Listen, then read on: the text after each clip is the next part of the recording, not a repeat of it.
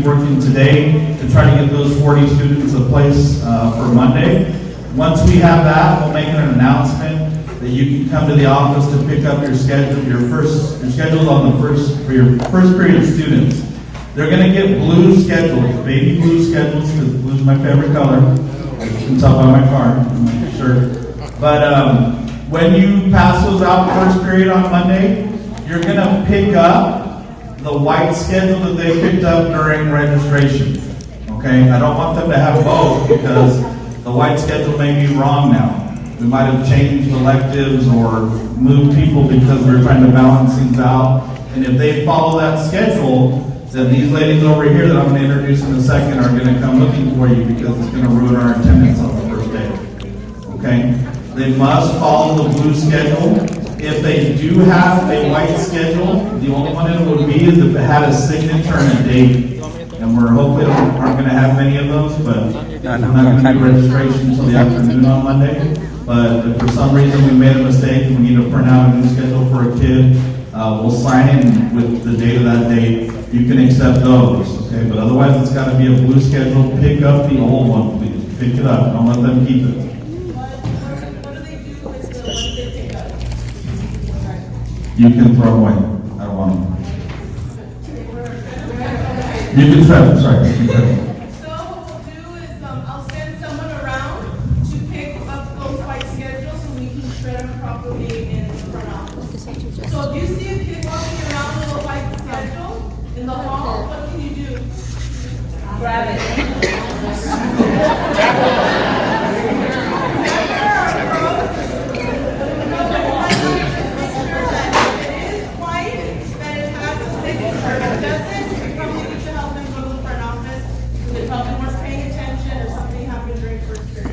And that leads into my second point.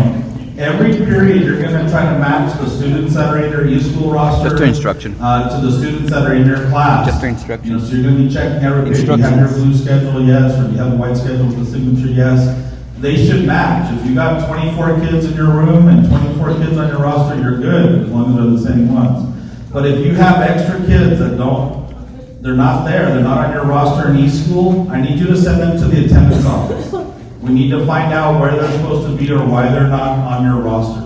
Okay, don't just keep them in your class unless they have that signature. Does that make sense? So there's no signature, or they're just, for some reason they came after first period and they're still following the schedule from registration. Send them to the attendance office, let's figure it out so that we don't have a problem the rest of the day. The attendance will talk about second period attendance coming up. Remember to be welcoming to all students. I know, especially the elective teachers, their classes are big. I know that. I understand that. You're more than welcome to come yell at me all you want, but do not take it out on a student. Do not have, when the student walks in, go, another one? Jeez, golly. Remember, you're never going to get a second chance to make that first impression. That kid may still end up in one of your classes, and you've already dismissed them. You've already made them feel unwelcome. So don't do that. Just say, yeah, come on in. You're supposed to be here. Okay, let me call the custodian, administrators, and custodians will be in the hallway. If you need a chair or desk, we'll find it for you. We'll get it through the first couple of days. If we need to balance stuff, we'll do that afterwards. But please, it's not the kid's fault. Don't take it out on them when you're mad at me.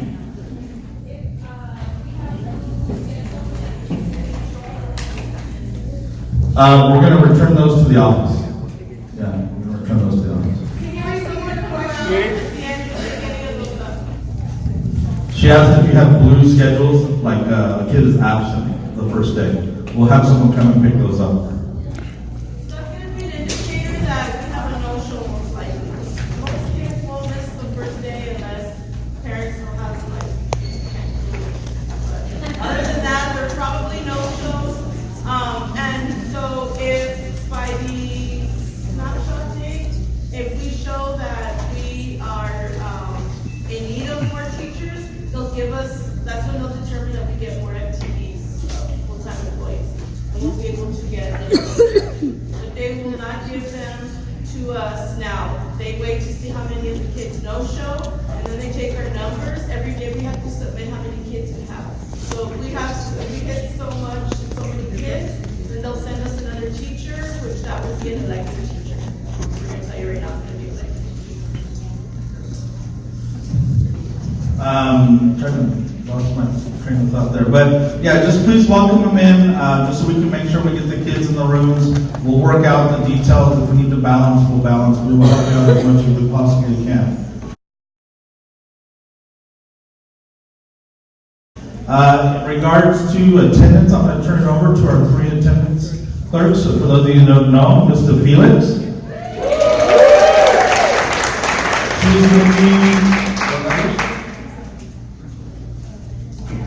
She's going to be M through Z with me, all 3 grade levels.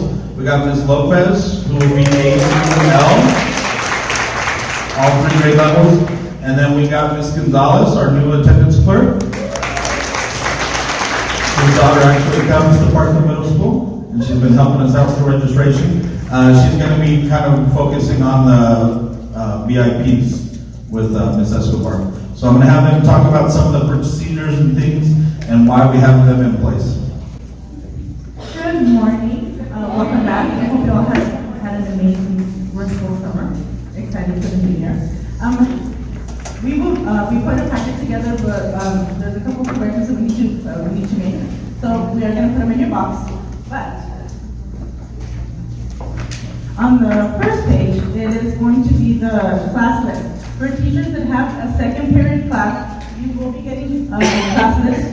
You will be taking, of course, all teachers are responsible for taking attendance on the computer every single day. But for the first week, we do need you to take it on the computer and on paper. So you will be checking the students, marking them present, absent, and of course, don't forget to sign it and date it, and then return that to the office. And that's because we have to verify that how many kids we actually physically have on campus, how many classes. So we can't just take the computer work for it. We got to match it up. Like our first day attendance has to be 100%. So everyone that's not there on the first day gets dropped from the school. And then if they show up on the second day, we'll have to re-add. But that's why it's important to take that attendance the first week, because we send those numbers in to central office every day. Yeah, we have to submit them by 1 o'clock. So we're going to try and get that counted and sent off as soon as possible. Also, if you have any issues with your computer taking attendance, let us know as soon as possible so we can go ahead and print out rosters for you. Because of course, it tends to happen. We have little glitches in the system. Just gotta go with the flow with that. The next one is on the yellow form. It's some attendance information, and it also has our extension, so you can go ahead and give us a call. Each of us have an extension. Okay, attendance needs to be taken 20 minutes into the class, and we found this out at training this year, that a student is considered tardy up until 19 minutes in class. At the 20-minute mark when you take attendance, if they're not physically in class, they're considered unresolved or absent. Okay, that's good to know. What are some ways you can take that at the 20-minute mark? A timer. It's hard for PE, but we got to figure out a way. We'll talk about those issues. A timer is good. Having even your worst kid in class, the one that kind of gets on your nerves, it's antsy, give them the responsibility of, hey, at the 20-minute mark, remind me I need to take attendance. They'll keep them occupied for 20 minutes because they'll be watching the clock. And have a backup for that. But it needs to be done at that time. If you take it too early, it creates ripple effect. So you're like, oh, I want to take it right now because I want to get into my lesson. I don't want to have to stop and do it. And then you mark somebody absent, and then they show up and they're really tardy. Then it has to go into a change form, and it creates so much extra work if we don't do it the right way the first time. Okay.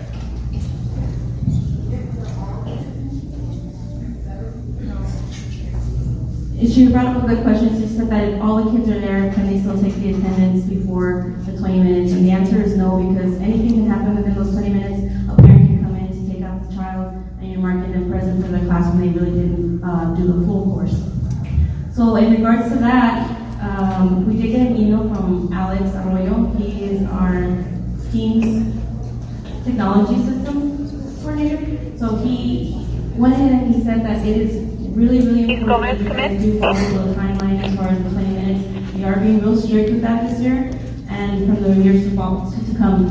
So one, we avoid the unnecessary changes that we have to do for the attendance change form. The ladies were telling me last year that we did go through a lot of paper. I think like about 4 reams of paper of all the attendance change forms that we had to do. So we're trying to avoid that, save paper. But you do have a little bit of a leeway after the 20 minutes. You have up until 15 minutes, but you do have to do within that time frame. You can't go past it because then all of you guys will be out of compliance. And they do timestamp it so they know exactly what time you took attendance. Yep. So I have a question in regards to this. So what if they come in like 15 minutes late? Are we gonna mark them at the 20-minute mark? We're gonna mark on, Tardy. or absent? Tardy. Yeah, so if they come in at 15 minutes, and at the 20 minutes and you're going to take the attendance, you mark them tardy. Okay. It's only after that they come, well, obviously by the time you take it as 20 minutes, it's going to be an unresolved absence, even if they come afterwards. So guys, you have to do a better job, and I know it's okay. It's my second day on the job. The auditor came to meet with me and gave me the list of the teachers that did not comply, and I haven't had those conversations yet because I don't really have those conversations, so I just kind of put it in my drawer and haven't looked at it again. But please, we have to make sure that second period, you take attendance 20 minutes in. If you take it earlier, it's like taking it later. It has to be in the 20-minute mark. That's why we ring that bell. And I know for PE, we'll work with you. But you guys that are in the classroom, we have to figure it out. Put an extra alarm on your phone. So please make sure that we take care of them. Of anything, that's the one thing I need you guys to comply with, like from the first day of school. I need you to take attendance second period, 20 minutes in. Not earlier and not later, please. And they've been instructed to kind of follow up with the central office. So they're gonna run a report of who's missing that submission. And if you're missing it, they're gonna call you, okay? They're gonna call you to remind you to take care of it. Don't take it out on them. They're being instructed to do it by us and by the central office people. Okay, they're just following up to make sure we're in compliance. I just wanted to, when we went to training, they also, in regard to funding, if you take attendance before the 20-minute mark, and then you take attendance after your 15-minute mark, anytime after that, the TA can come and do an audit, and they will ask the school to pay the money back. Where the school's accountable for that funding. So we want to make sure, if, like, for example, the snapshot is at 9:30, you have 15 minutes to take attendance. After that, it's late. So, please make sure to take attendance, especially like Dr. Reyna said, for second period. That's really important. And we're here for you.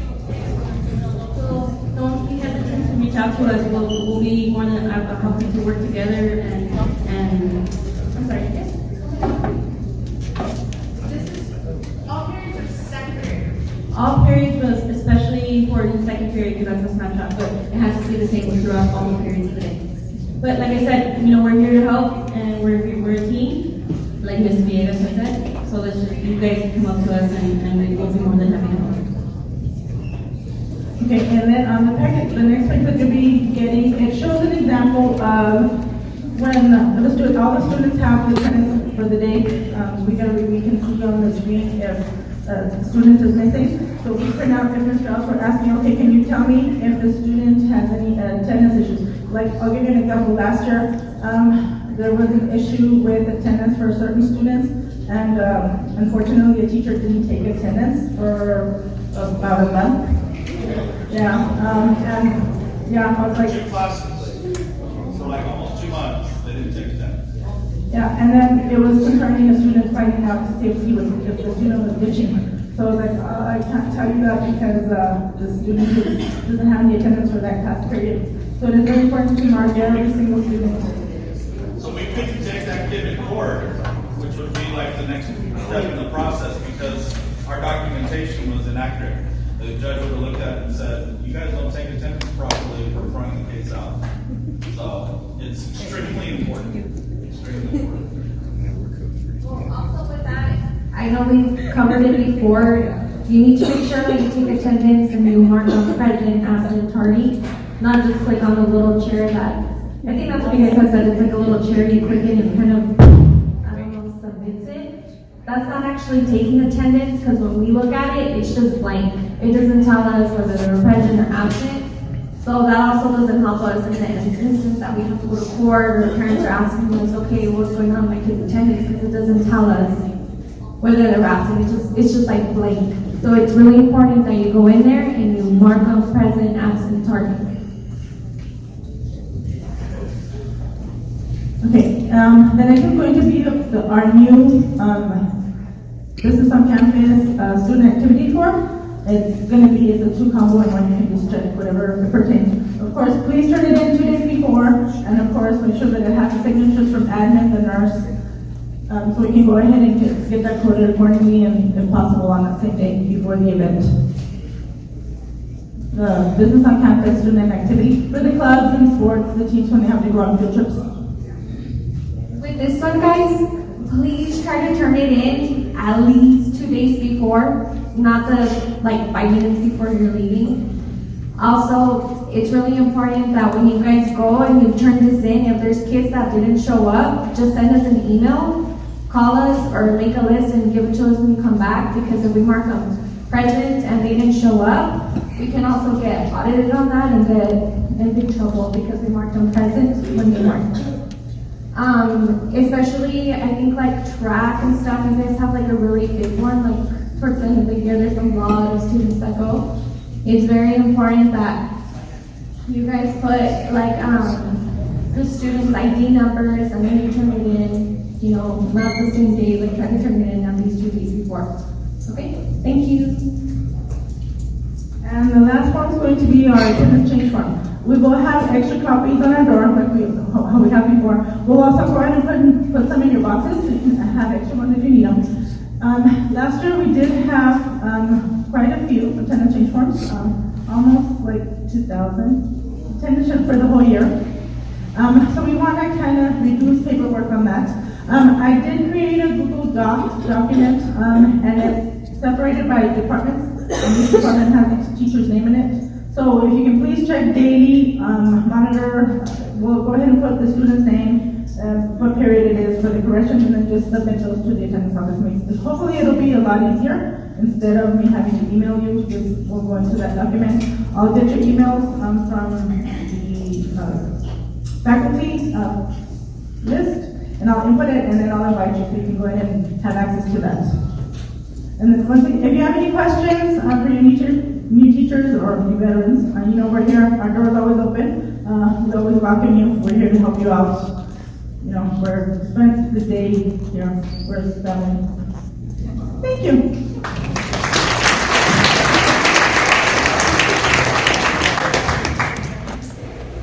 Yeah, they put a tremendous amount of time and effort in trying to make sure our records are accurate, so the more we can do to help, it's going to help them out.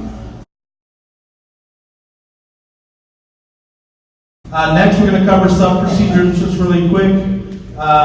If you're going to be absent, you know what, I've got this appointment on this day, or my kid's doing something, or whatever, put the absence in as early as you possibly can. Don't wait till the last minute, because the closer you get to that day or that time, the less likely we're going to get a sub for it, okay? So put it in as early as possible so that we can get a sub, because if we don't have the sub, then it falls on the staff to cover it.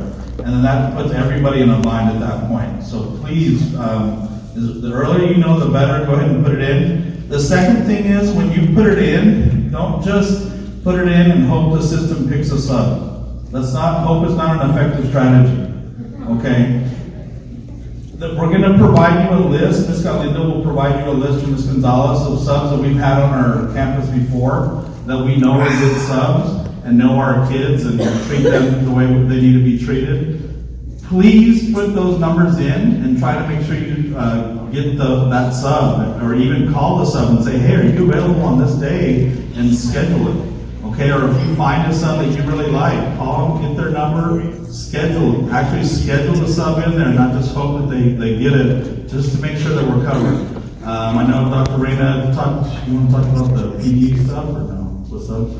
Okay, so to make it easier for you guys, I've asked the instructional coaches, if you have a training on campus or at the district level, like something that kind of goes through them, right? So like Kayla Wiggins or Math Solutions or anything like that, okay? They're gonna put your absence in for you. They're gonna take care of your stuff. So it's one less thing you have to worry about. But they can't take care of your personal business and your personal illness. They don't know what you're gonna take those. So I just need to make sure that you guys take care of those, but the coaches will take care of all subs for PD, professional development. So hopefully that'll help you out. They have schedules ahead of time, and I've asked them to put in subs already for things that we know are coming up, especially for things that initiatives that are at the district level. They're gonna take care of those for you.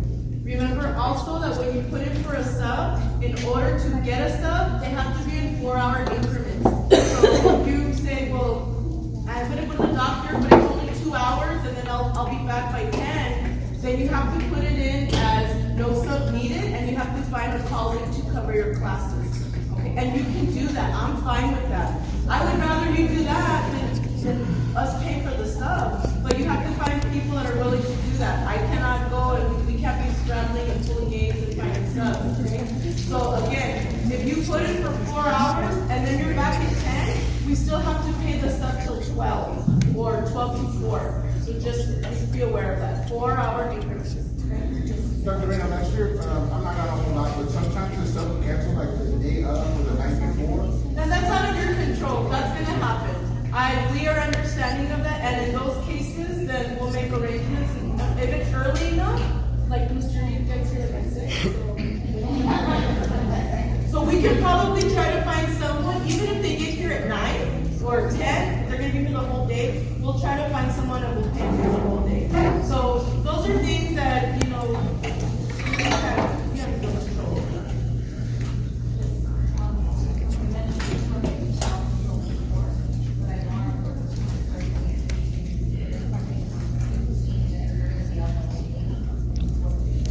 So let me double check on that because it's the first year we're doing that, and I'm not sure if that's also going to be, do you know, for the stuff? That's a good question, so we'll find out. Well, what's the question? She's asking that now that your work day is 8:15 to 4:15, do they put the subs in from 8:15 to 4:15? I would rather have them here 8 to 4, because I don't want a sub rolling in at like 8:25. Because a lot of the times they're late, but we'll double check and we will let you know. Yes, ma'am.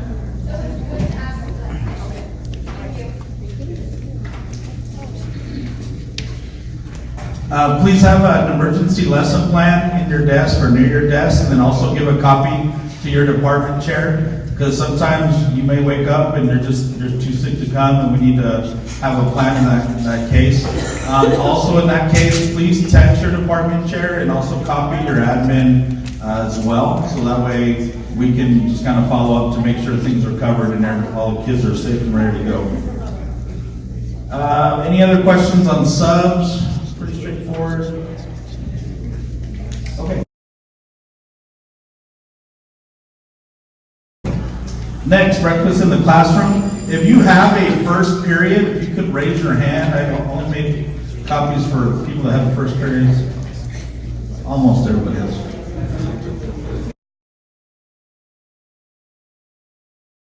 What's working with your kiddo, what's not.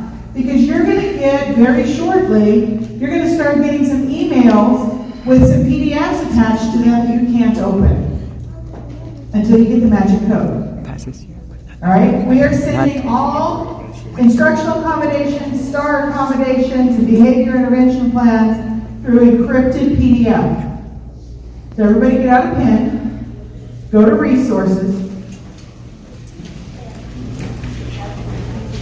The magic code to open up all of those documents, no matter which alphabet soup they come from, is all lowercase. Have all of your special education instructional accommodations, behavior improvement plans, and STAR accommodations before Monday. And 504s, our counselors are in charge of those. Ms. Minter does medical 504s and academic, and Ms. Gill does dyslexia. And so give them a little bit, because they're doing the schedules first. But you should have them by early the second week of school.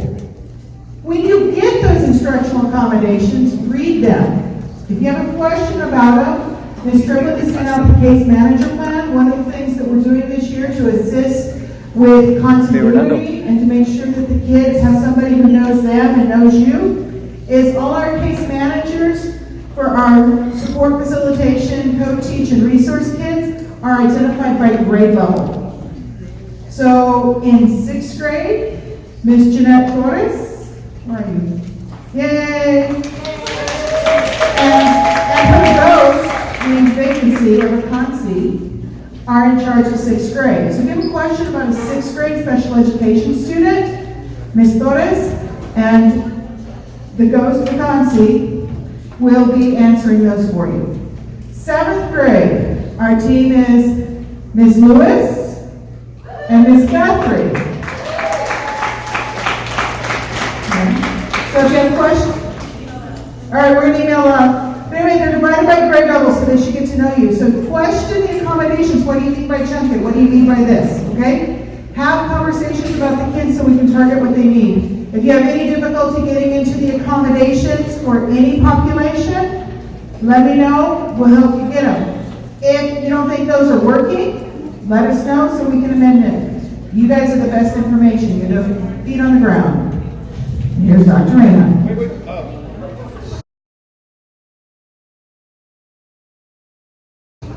Okay, guys, we're running out of time, so real quick. Curriculum enrichment, remember it's only 20 minutes, and we're going to be, we're passing out the schedule. This is the way the schedule is going to look like. Remember, if we don't structure it, it's going to be crazy town, right? So we have to make sure, we need to make sure that we stick to the schedule. Those of you that didn't get one, we'll print them out here in just a minute. You know what, who didn't get one? Instructional aids, can you please give them to classroom teachers, and then, because they have to post these. And then instructional aids, I'll get one to you, please, because I need this to be posted up in. No, they need to go to everybody. Okay? All right. So, really quick, let's go over the schedule.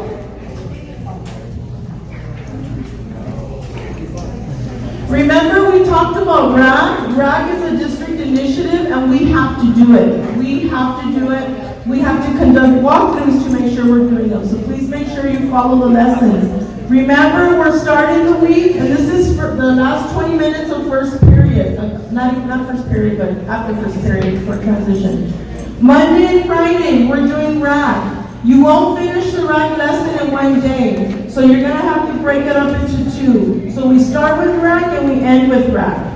Then you're going to see Tuesday and Thursday, iStation and Imagine Math. And I'm going to tell you right now, it's probably going to take us a few days to get all the Chromebooks out to all the kids, so please be patient.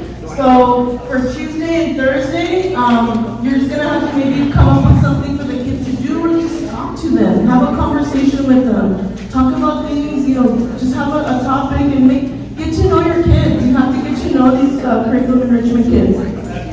First day, especially 6th grade teachers at 20 minutes, please talk to them about how to go class to class, or the best route or stairwell to take, that kind of thing. We're still trying to learn the building. That'll help out a lot. Now guys, this won't really start probably until maybe week 2 or week 3, because remember that the RAG lessons won't even be ready until this Mitchell said September 15th or something, whatever. So if you don't, I'm going to tell you what we're doing this week. I actually have a separate schedule, like I'm going to need you to write some stuff down, okay? But this is basically what we're going to be doing throughout the year. On Wednesday, remember on Monday we talked about that critical writing component and that our kids are not writing in complete sentences.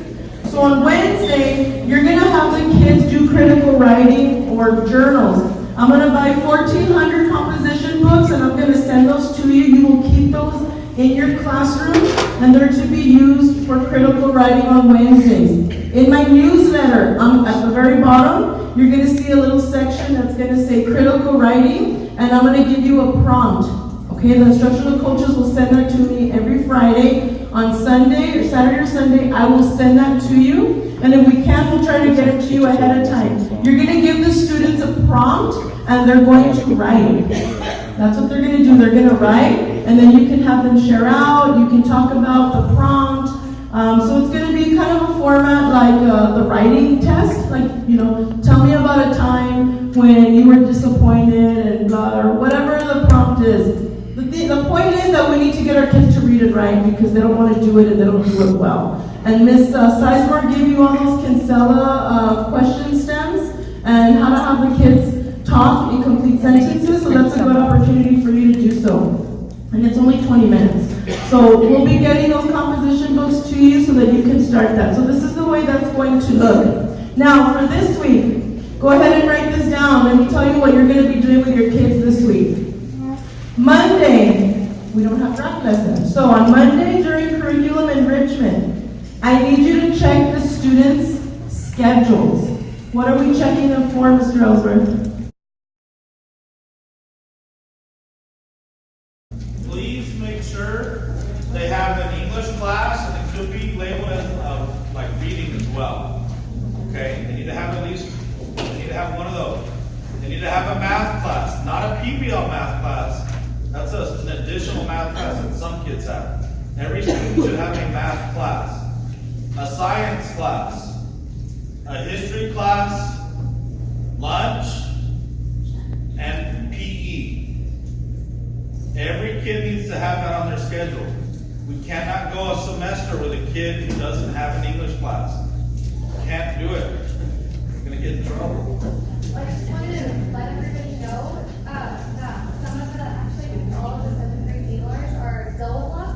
So if you see 7th grade English duplicate, like back to back. That's not a mistake, yeah. So 7th grade English, along with our ESL classes, are actually double blocked. So they have them for 2 periods. That's not a mistake on their schedule, okay?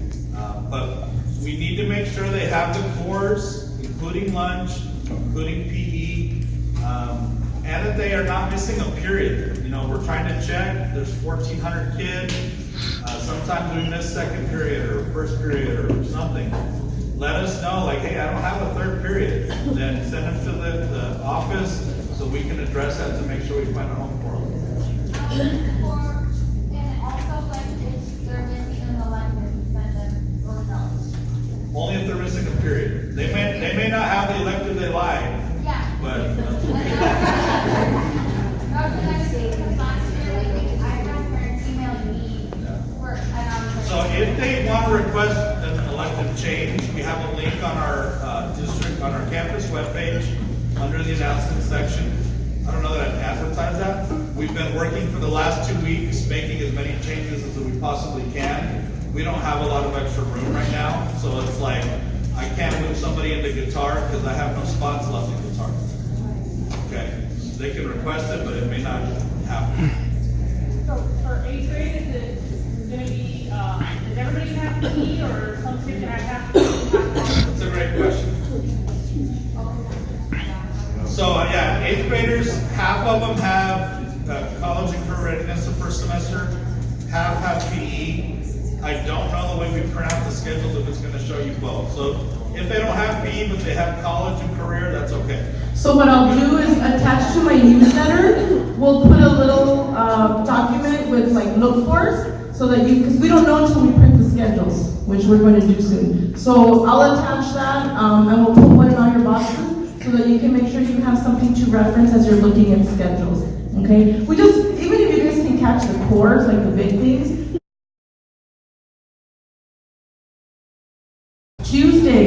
On Tuesday, you're going to review the dress code policy with them, the cell phone policy, and dress code, cell phone. I'm going to email it to you in my newsletter. There's another policy that you need to go over with them. No, it's something else. but I'll have it in the document I send you, and I'm also gonna, you should have the dress code policy, and I believe you have the cell phone policy, and the Noviedo connection. You already have those there, and that's probably gonna take 20 minutes, because then I like the dress code. So, let them know if they have any concerns, they can come see me. All right, Wednesday, I'm gonna need you to review the PBIS expectations. I will send that to you, and you're also going to review the behavior matrix, which I will send to you too. Those of you that have been here know what that looks like. It basically just shows the kids how to act in certain areas of the school. Like here it is. It looks like this. Does this look familiar? Remember this? Okay. So you're just gonna go through, these are our 3 expectations: be respectful, be responsible, and be safe. And we say those on the announcements every day. And basically what this says is how our kids are supposed to act in different areas. Okay, especially guys, restrooms and the bus. We have a lot of issues on the buses. We have like over 11 buses. It's a lot of kids. And so taking the bus, it's a privilege, it's not a right. We don't have to give them transportation. We provide it as a privilege that can be taken away. So I will send this to all of you. It would be kind of a cool thing if you would make a few copies and maybe have them jigsaw out and then maybe share out, but however y'all want to do that. But I'll make sure that this is in the Noviedo connection, and I'll also make sure that I attach it to my newsletter. That's going to be on what day? On Wednesday. On Thursday, I'm going to be sending you some documents from the Student Code of Conduct, kind of like the important parts from the Code of Conduct. I need you to go over them with the kids. It's not too long, but I do need the kids to be aware of certain things, and so if I can just have you discuss that with the kid and have a discussion over, the conversation, over what the policy says, and I'll try to get that to you today so you can have time to review it. And then on Friday, what I'd like you to do is do an activity with the students called a one-word activity. So what you're going to do is you're going to give the students a sheet, you're going to get some white printout paper, and you're just going to cut them in half, and you're going to give every student a half sheet. And then you're going to give them crayons or markers or whatever you have. And I'm going to send you the instructions for this activity so you'll have it.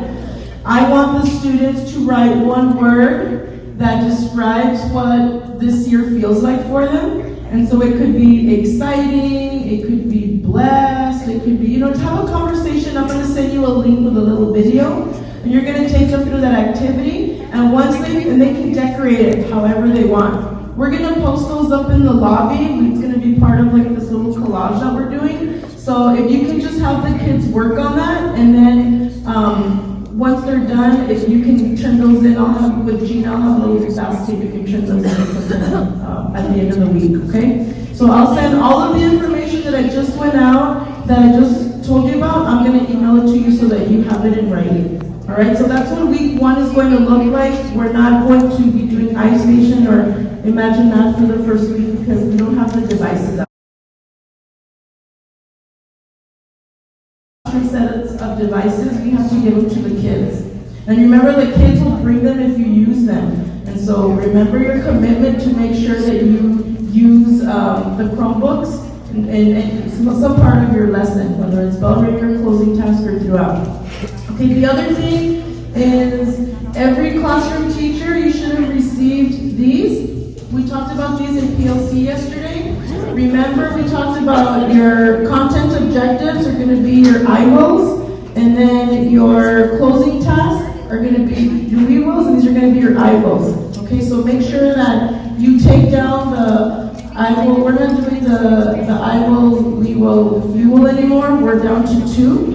And so the content objective is the activity that you're going to be doing. And then you are required to post what your closing task is going to be. Remember we talked about that cap on the learning? Are you doing lean forward? Are you having the kids do a shake and share? What are they doing? That needs to be embedded here with the ELPs. So you don't have to do a separate language objective. But these need to go up, and these need to go up today. Okay, they need to be up by day 1. All right.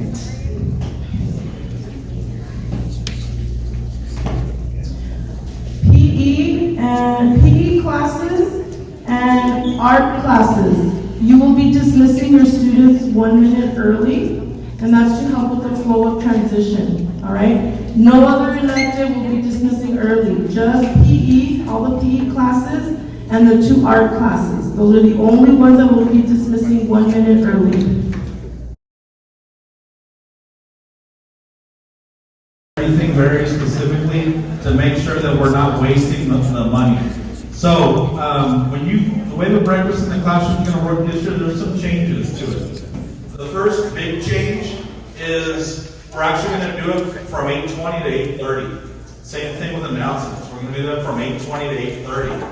And the reason that came about, there's 2 reasons actually. One, we need to kind of conserve the time for the curriculum enrichment portion that's added on at the end of first period now, the extra 20 minutes.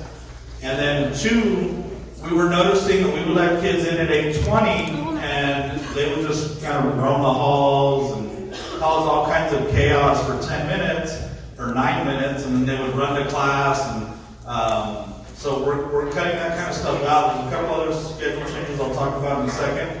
But we're going to bring the kids in at 8:15. Yes, I know that's when you get on duty. I understand that. We're going to bring the kids in at 8:15 with the expectation that they're in their classroom at 8:20 to start eating breakfast. And then we're going to start announcements right then as well. Okay? And the purpose is to get the kids out of the hallway so we're not having these issues. Half of our tardies last year were first period. And a lot of it was because the kids were like, and even the parents, well, I'm not going to eat breakfast, so I'll just kind of roll in about 8:40, 8:45, no big deal. And we're trying to eliminate that. So we want class to start right at 8:30. You're going to do your first period curriculum, and then after that, the last 20 minutes, there will be the curriculum enrichment part. And you were given a copy of the bell schedule, I think, on the first day this week. And I'll go over that in a second. So to help facilitate that, we've asked the cafeteria staff, they're going to deliver breakfast every single day, just like we did on testing days. They're going to deliver it to your classroom. You're not going to have to worry about a kid coming down to pick it up or you coming down to pick it up. They're going to leave it outside your classroom, ready to go. So when you get here, you can go straight into your room and just have the kids start eating. Now that's the part that we need to talk about is how do we have the kids start getting their food and eating? It needs to be very controlled. It cannot be a free-for-all because you have to document who is actually eating. You have to check them off on the list. You can't just let them come up and a big horde of students, and I've seen it because sometimes teachers are late or some aren't here and we have to open the classrooms and you just see the kids all in one huge mass that go out to the cooler, and that tells me there's no procedures in place in the classroom. Because even if the teacher's not there, the procedures should still be there. So you need to have the kids sitting down, and I would call them up in like sections. These 2 tables, these 2 tables. Now these 2, and you just check them off. The checking off should not be a student checking it off. I understand, you want to let them do that, but there was problems with the sheets, and that's why we got audited, and we have to do a correction action plan on the breakfast in the classroom. So we made some copies that were just handed out of the correct way and the wrong way to fill them out. You need to fill them out in ink, blue or black ink. Keep the check mark within the box. If you have big handwriting like Dr. Reyna, not going to mention names, it needs to stay within the box. Don't let it carry over because it becomes hard to read it. Also, we don't want you to use markers. It needs to be black or blue ink so that it stays thin and doesn't bleed through it. Yes, Mr. Means. So if 8:30. Yes, very good question. First period starts at 8:30, so you would take attendance at 8:50 that period. Okay. Once you're done with the breakfast, and you can have the students help out with this part of it. You can have students in charge of picking up the trash, or you can put the trash back on the door and they can throw away the trash. You're going to take the trash and the cooler with any extra food that wasn't taken, you're going to put it out in the hallway. Please get that done before 8:45 at the latest. You should be done by 8:30. Class is starting, but at least by 8:45 at the minimum, because that's when the cafeteria staff and the custodians are gonna go around the building and pick that stuff up, so we don't have it during transitions, okay? If you miss after 8:45, if you bring it out like at 9:10 because you forgot, well, they've already done their rounds and it's in the hallway, then that's another object for the kids to throw or things like that, okay? Well, just for the question. Please do not throw any food to kids like juice boxes or don't let them do it. We laugh, but we actually, we had a fight starting in the classroom because a kid threw a juice box which hit a wall that sprayed on another kid, and then they ended up fighting. Okay, that could have been prevented just by putting the procedures in place and having them come up and pick up the stuff from the cooler. So please take the time at the beginning of the year to go over the expectations and let them know those are the same expectations if you're in the room or somebody else is in the room, a sub or somebody else covering the room. It should all be the same. Could you not let them take the breakfast out of the classroom? Because where my room is, there was always kids throwing the cereal. I would take the room and clean it up. But there's a lot of breakfast that I don't think should be taken out of the classroom. I totally agree. Yeah, they should not be taking the breakfast to eat from 8:20 to 8:30. It's not to save up in their backpack all day long. We found kids with like 10 juice boxes in their backpacks. So yes, please don't let us take it out of the room. Okay, so I'll be in the library, Maybe. maybe. I have another room. Okay, so if I'm in there, and kids are in the library in the morning, I do have a first period. So, how will that run? We'll talk to you about that. Yeah. Later separately. Yeah. You guys have like individual concerns, we can address those later, because we're almost running out of time. But guys, remember what I told you on the first day of school, who runs the school? We do. They are going.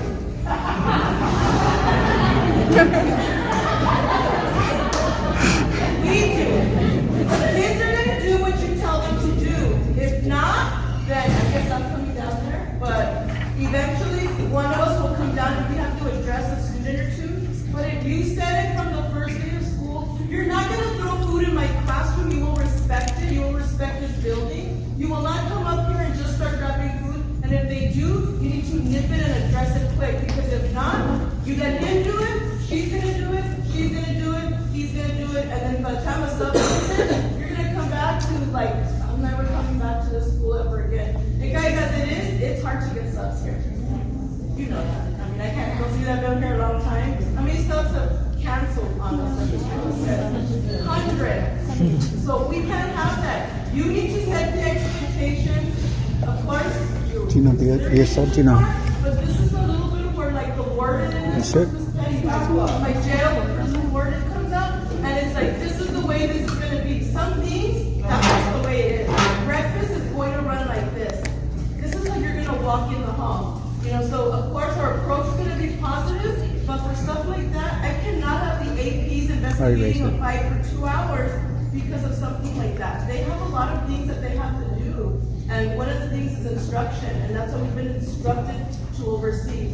And they will not handle those types of referrals. I've already told them they're not doing that. I need their help in the classrooms and in PLCs. So please try to take care of all that little stuff, so that they're not stuck in the office for hours at a time, because it weighs a lot. I was here as an AP.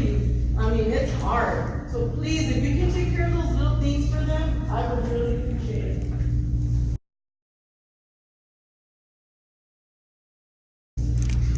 Going along, some other changes that we made on the bell schedule that we didn't have a chance to go over. One, Dr. Rayner mentioned that we cut transition down from 4 to 3 minutes.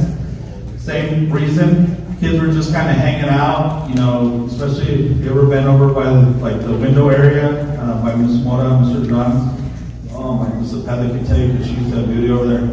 It was crazy. It's just crazy. There'd be like 100 kids in that area just hanging out, like a social club, and then we had a warning bell, and they would all run to class, and and it was just dangerous. So we got rid of the warning bell. We don't have that anymore. We got a 3-minute transition. So the expectation is when they leave class, they go to their next class. They're not hanging around. Yeah, get them to the next class. If they need to go to the restroom, they go quickly, and then they make it to that place. The other change, and this goes into the SSR, is the sustained silent reading. We're still going to do it, but we flipped it. So last year, the way it worked was you would, like if I was a 6th grade teacher, I would release the kids after the 3rd period. They would go to the class that they had after lunch, and they would do SSR there, leave their stuff, and then they would go to lunch. Well, we changed that this year, and part of it was to get some of the kids out of the transition, also kind of help us at the after part of lunch. So now, if I'm a 6th grade teacher, and I have 6th graders 3rd period, when the bell rings, they're going to stay with me during transition, and we're going to start SSR at that point. They're going to read for 10 minutes. After that 10 minutes, they're going to leave the stuff in your room, and you're going to walk them to the cafeteria. And then you're going to get your 30-minute lunch. They're going to get their 30-minute lunch. When we bring them in, they're going to come back to your room. You're going to keep them there, which means you're going to have to be there about 1 or 2 minutes early, because we bring them in 1 or 2 minutes early before the transition bell. You're going to keep them there to the transition bell, and then they'll transition to the class after lunch. Does everyone kind of understand the switch? So let me tell you guys 2 important things about that. 1, no teacher on this campus will be given any type of lunch duty. And if you've been at any other campus, you know that teachers get lunch duty. Here, we're not giving you lunch duty. You're going to have more than enough time. You'll see here that you'll have more than enough. Your lunch time's only 30 minutes. So there's an extra 15-minute buffer in there for you to do that. The only time that you won't do that is when we're on assembly early release, because the lunches are shorter. You don't have to walk the kids to the cafeteria on those days. This is just on regular days. So when he says you have to be back a minute or 2, we're not cutting into your 30-minute lunch, because you actually have more than 30 minutes. So I just want to make sure you guys understand, because I don't want you to be like, oh, you're up to my 30 minute, and you know, when today's gonna call, and we're not gonna do that. We're not playing those minute games. We give you more than enough time. You have enough time, okay? Now, if there's a concern with your particular class or your time, then come talk to us. But other than that, we've run through this, and so it should work. And the second thing why we're doing this is because it eliminates a transition. There's too many kids in the halls. So if you've ever been at like the T's over here, the crosses by 500 up here, guys, it's a madhouse. It is bad. Kids are getting into fights. We have to put security there. So that eliminates a whole transition so that the other kids can get to class on time. So it's going to take us a couple of days to get the kids and for you all to get used to the routine. But remember what I said, that if we've done things the way we've always done them, we're going to get the same results. So we're piloting a couple of new things. So, you know, it's going to be rough in the beginning, but we think it's going to work. And in the end, the results are going to be amazing. So please, you had enough time. So if you have any concerns and we're cutting into your 30-minute lunch, that will not happen. We would not do that to you. You know us better that we won't do that, okay? But if there's a concern with your particular class, or with you, or your lunchtime, please come and let us know, and we will help you with that. Could you repeat the? So when they go to lunch, they're just using the backpacks in our class. So they're coming out of the back. And then go to the next period. Once the transition bell rings, so like if they come in from lunch, they'll be there like a minute or 2 before the bell. You bring them in, they grab their stuff, just keep them in the room. When the transition bell rings, then they can transition. It's going to work out because when the 6th graders are being held like that, the 7th graders aren't going to be going to transition because they're going to be starting their SSR. And then the 8th grade, the same thing will happen on the 8th grade. Now, those of you with elective classes who have mixed levels, what you're going to do is if you have, I was looking at the schedule, I think it works, but I don't know. We may have some issues, we'll find out. But if you have a mixed level, let's say you're a 6th grade lunch person, okay? So you would keep your sixth graders when that transition bell rang at 11:12, and then you would let the seventh and eighth graders go and transition to their next class. Okay, does that make sense? So if you're a seventh grade teacher, you would keep the seventh graders and let the eighth graders go to their next class. Make sense? Ms. Leonard, do you have another question? I was just going the routine of the third period for sixth grade, just. Yeah, so at 11:12, when that class period ends, third period ends at 11:12, you're going to keep the sixth graders in your class and you're going to start SSR for 10 minutes. Once that 10 minutes is up, at 11:22, you're going to walk them down to the cafeteria. The other thing on walking them down to the cafeteria is we don't want the kids going straight out through the side doors to the 600 hall or at the end to outside. We want all the kids to come into the cafeteria, and if they don't want to eat at that point, they can go out through the back, which is how we release kids out to lunch. We don't. Those side doors where the windows are, I think should be open. Another reason why we want you to walk them down, which to, of course, safety, we don't want like mass herds coming down. They need to be orderly. But another thing is kind of like a hidden consequence. If they don't have their ID, when they come in, they're not going to be allowed to go play outside. They're going to have to stay in here with us. So And help clean. hopefully that'll get them on the ball to get their ID, because the only kids that are going to be allowed outside are the ones that have IDs. So those, they don't like to stay in here. They like to go outside with their friends. So we just need you to walk them in here, drop them off at the door. We'll take them from here, and then we'll send them back when the bell rings. We'll check No them out. bathroom passes during SSR either, please. That's just an opportunity to go meet with other grade levels. When you walk them down here, there's two lovely restrooms right here. There's food right here. You can exit this way.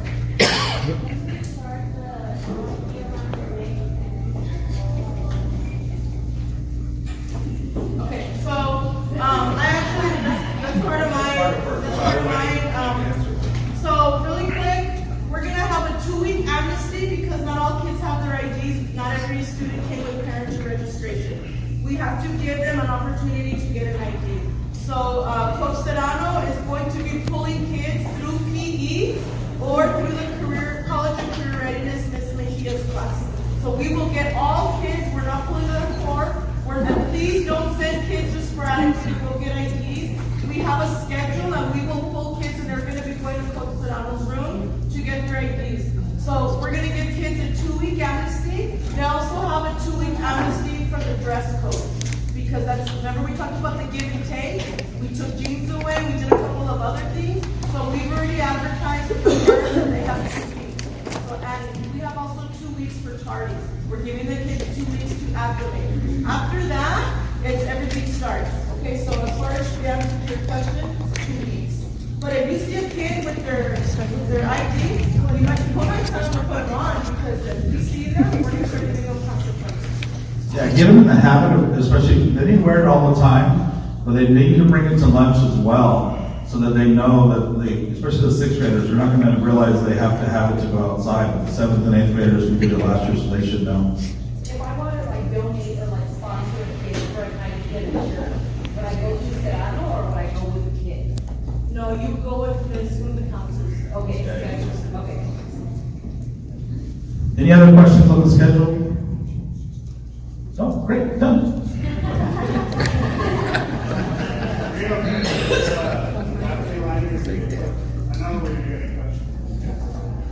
Okay, so we issue school our own lanyards, the Success Nothing Less. We have some of those. We sell some of those, like the Noviano Pride. The student must have a school issued lanyard. They cannot wear their own lanyards. We're not allowing that. Guys, it's those little things, believe it or not, that make a big difference, and they start getting sloppy.